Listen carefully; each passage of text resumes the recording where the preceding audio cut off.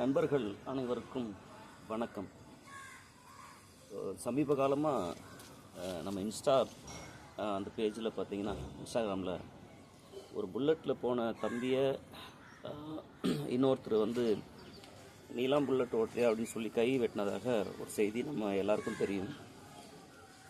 அந்த இன்சிடெண்ட் முடிஞ்ச பிறகு அதிகமான பதிவுகளில் ஒரு சாதியை இன்னொரு சாதி தாக்கி பேசுகிற மாதிரி, அதுக்கு அவங்க பதில் கொடுக்குற மாதிரி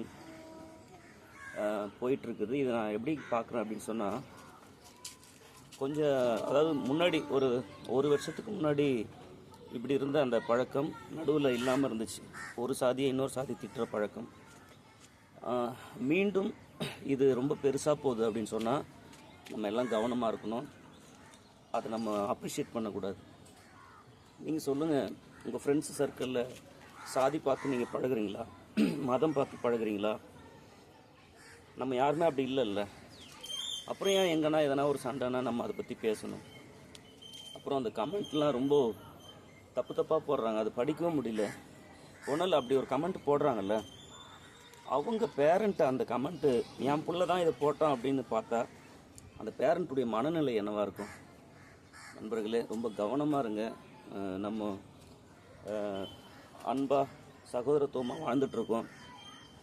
நமக்குள்ளே இப்படி ஒரு உரையாடல், என் சாதி பெருசு, உன் சாதி பெருசு, ஏன் கடவுள் தான் பெரியவருன்ற சண்டை நமக்குள்ளே வேணாம். மற்றவங்க யாராவது பண்ணால் கூட நீங்கள் அந்த இடத்துல அவங்களுக்கு ஒரு சின்னதாக ஒரு டிப்ஸு சொல்லலாம். என்னென்னா,